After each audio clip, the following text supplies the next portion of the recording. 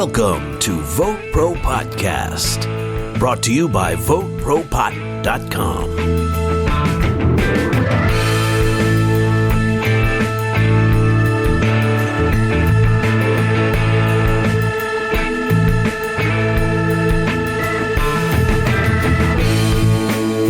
As many of our listeners know, one of the key objectives of VoteProPot-Cast is to bring the message of cannabis legislative reform to conservative audiences, since they're the ones who most often need the persuading.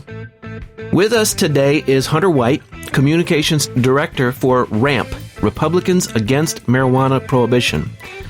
Now, R.A.M.P bills itself as the voice for all Republicans who oppose the inhumane and unjust practice of imprisoning people for using the cannabis plant.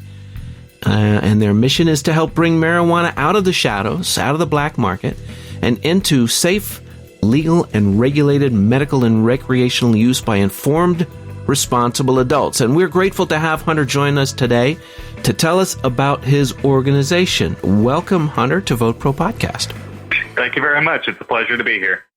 So, to begin with, share with us, if you would, please, just a little about your background and some of the things that influenced and informed your political outlook. I am a lawyer based out of Houston, Texas, with the Mary E. Conn & Associates law firm. I got involved in the marijuana movement, the chairman for the Texas Young Republicans Federation, and he told me about this wonderful organization, R.A.M.P, and being in Texas, and a lifelong Republican, and seeing that we were a Republican-controlled state, it seemed like this was the best way to get the message out to lawmakers and to get reform done in not only Texas, but other deeply conservative Republican states.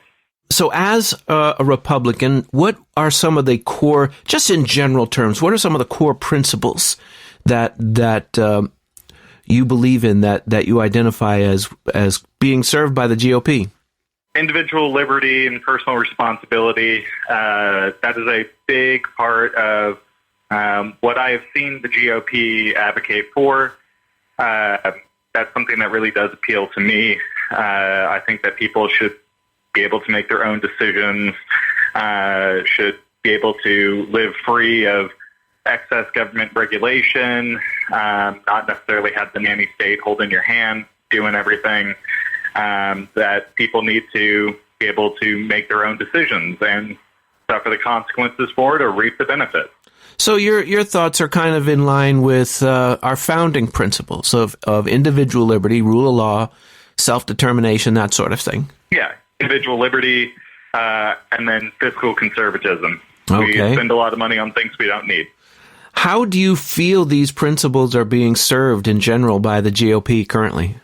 Currently, I really don't think they are, to be totally honest. We have an exploding budget deficit, so there goes the fiscal conservative conservatism, right?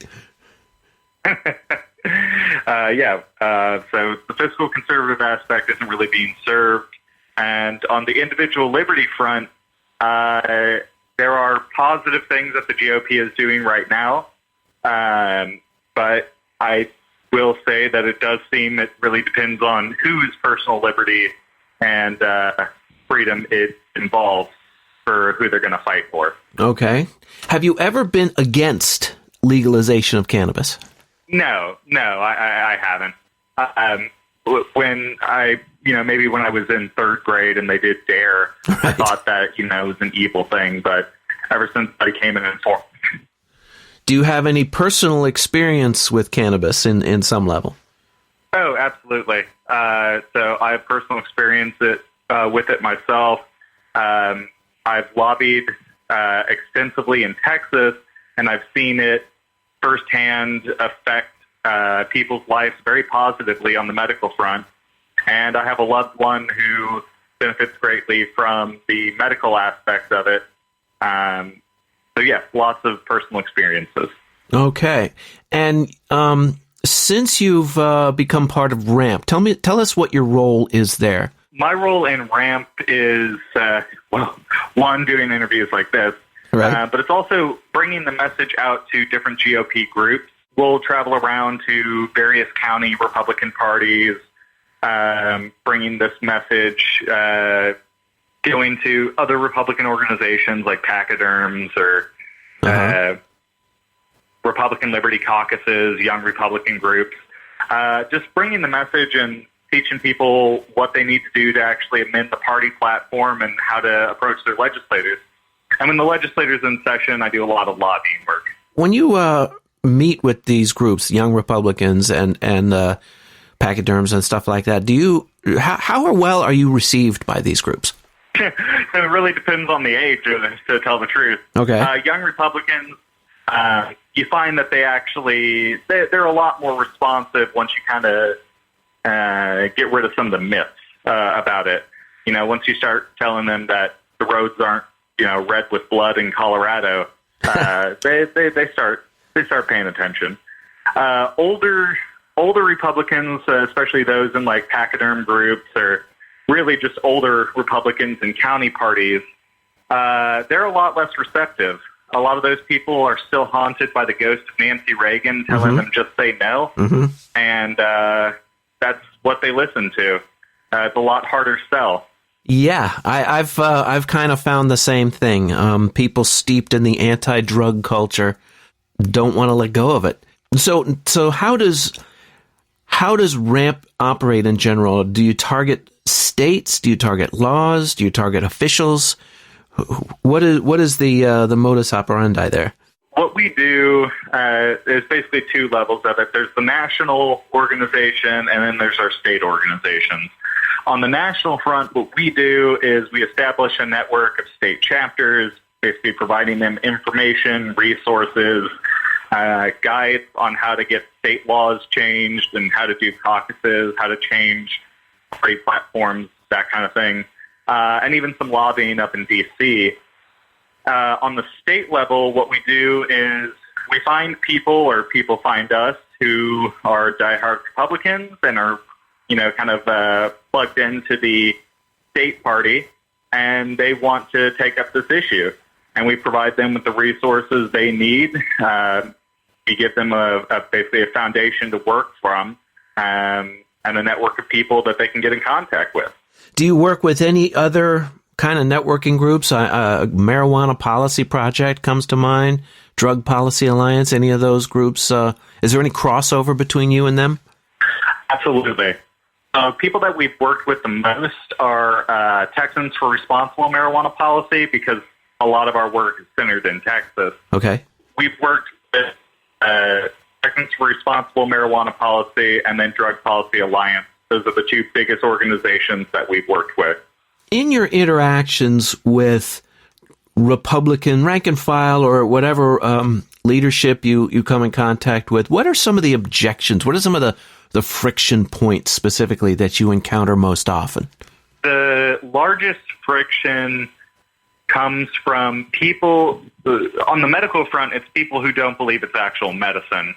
And I will be happy to tell you that those people are becoming fewer and far between, But there are still a number of people who don't think that it has any medical property whatsoever, and they think that it's being used by people who want an excuse to get high. Right. Thankfully, powerful documentaries like, the weed documentaries that were done by Sanjay Gupta, yep. And then just the proliferation of CBD products and medical marijuana in other states is really showing those people that, that's just not true. On the recreational side, people, they have all sorts of concerns. They parrot drug war rhetoric about gateway drugs and, worrying that it means that all the kids are going to be doing heroin now. Right. People are also concerned about road safety. I made the joke about Colorado's roads being red, but it is a serious concern that a lot of people have. They think that if we make it legal, people are going to be getting into all these car wrecks, and we're not going to have any way to figure out if they were intoxicated or not, because we don't exactly have a good metric for determining marijuana intoxication. So there's a lot of kind of legacy mythology surrounding cannabis and cannabis use that is just hard to dislodge, I guess. Yes, it really is, because it's really, really resistant to evidence and facts. So when you confront somebody, I mean, and I'm sure you've done this, when you confront somebody with facts regarding medical use, and they still resist, what do you suppose that is going on with them? They just don't want to hear the facts, or they just don't believe them? It's a combination of not wanting to believe them, not believing the messenger, and likely also believing that what we're doing is only telling one side of the story. In other words, we only tell the good information, and that must mean that there's, some kind of horrible information that people are trying to hide, that kind of thing. Well, that sounds familiar to me, quite honestly. I mean, we get a lot of that same kind of thing. Now, as a communications guy, you've probably and you read about some high profile, Republicans, ex congressmen and senators. John Boehner is one. Dana Rohrabacher, joining advisory boards of large cannabis corporations. What is your view of that, and do you think that's moving the needle at all within GOP leadership? I'm kind of two minds about it. On the one end, I'm very, very happy about it, because what it's showing is that marijuana is going mainstream. I mean, you're not going to have people like John Boehner, joining up if it's not something that isn't, fairly mainstream and very profitable. On the other hand, it's kind of aggravating, because you realize that these people were in positions of power and influence to do something about it for years and years, and then they didn't. And now that they're out of office, they're touting this as, this wonderful thing, and you just sit there and wonder, why couldn't you have done anything when you actually had the power to do something? Why did you wait until? Right. Where were you when we needed you? Right. Well, I think you mentioned one key aspect was profitable. The old saying, nothing succeeds like success. When, people on the right see the money that can be made in legal cannabis sales and legal cannabis industry, do you get the feeling that they could be more drawn to that? I do. It just really depends on why they're opposing it. On the one hand, there are a lot of Republicans that we've found who they may not necessarily agree with people who actually use marijuana, but they don't want it to be illegal. And in fact, they may actually want to cash in on the business itself. And, that's great. I mean, those are people who see the money that can be made, the economic growth that can be done, and they don't want to stand in the way of people doing it, so long as they don't have to. But there are also people, I think a good example in recent memory would be someone like Chris Christie, who are of the opinion that it doesn't matter how profitable it is, because it's blood money. It's coming from a terrible drug industry which wants to, ruin our children's lives and all sorts of rhetoric like that. So those people won't be swayed, no matter how much economic growth comes from it, no matter how much tax revenue is generated, no matter how much tax revenue is saved by stopping this horrible drug war. Right, and they know what they know, and there's no amount of facts that can penetrate that. Sounds to me. That's right. Are there, would you say, a lot of Republicans in Washington right now that may be open to legalization? I would say nowadays there are a lot more Republicans who are in favor of maybe not legalization, but at the very least changing the federal law, which currently is the largest roadblock to anything. I think that's pretty well decided. I think the problem with Republican leadership in Washington on this subject is that nobody wants to take it up as their cause. Nobody in power wants to take it up as their cause. And because the leadership isn't directly behind it, freshman congressman, maybe a first-term senator, they're not going to carry it. And if they do, it's not going to go anywhere. And so they just don't bother doing it. There's a lot of people who they'll sign their name to it, but they're not going to be the champion. I see. That makes a lot of sense, because if it's not going to make its way onto the floor, there's, it's a lot of risk to attach your name to something that's just, a trial balloon or something that's never going to go anywhere, I suppose. Exactly. And I imagine when you speak about the federal law, we're talking about Schedule 1, correct? The Controlled Substance Act, yeah. Okay. And do you see that changing in the next year, 2 years? A descheduling or a rescheduling? My honest assessment is no. And I really wish that was not the case. There have been a lot of attempts to reschedule marijuana in Congress. Rand Paul was a big champion of that. He still champions it, but doesn't push for it that hard anymore. There's just not. There's nobody who's making it their cause, and the reality of it is now, because we have allowed marijuana to exist in this constitutional gray space, essentially, for so long. There's a lot of Congress people who seem to be of the opinion that, well, it's not broke, so we don't need to fix it. But the problem is it kind of masks the reality, which is it is really broken. The Controlled Substance Act needs to be amended, but nobody seems to be willing to do it in Congress, and judicial challenges to it have thus far been very unsuccessful, and short of the DEA rescheduling themselves, which I believe by statute they can't, there's just not going to be any movement there, at least for the foreseeable future. So it sounds like there is, it's just a matter of inertia, really.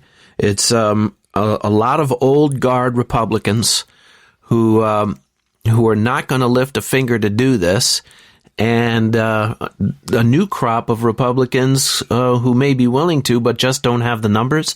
Is that a fair read? I think that's a very fair read, and there are some old guard who are willing to change some stuff. You had Mitch McConnell do a huge push for industrial hemp. Mm-hmm. And while it doesn't get to the heart of the marijuana issue itself, it definitely addresses one of the bigger ones.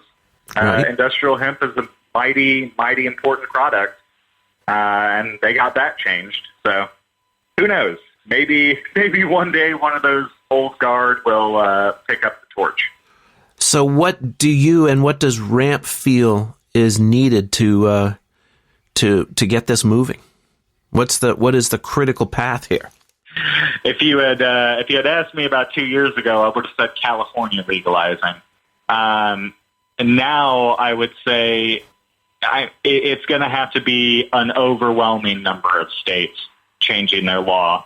It's going to have to be to the point where Congress has to act, because the reality is, 48 states have medical programs, and now you're running into serious constitutional issues about, well, one, they're all breaking federal law, and two, a bunch of citizens' rights are being violated because they can't really travel, and none of their conditions are recognized anywhere else.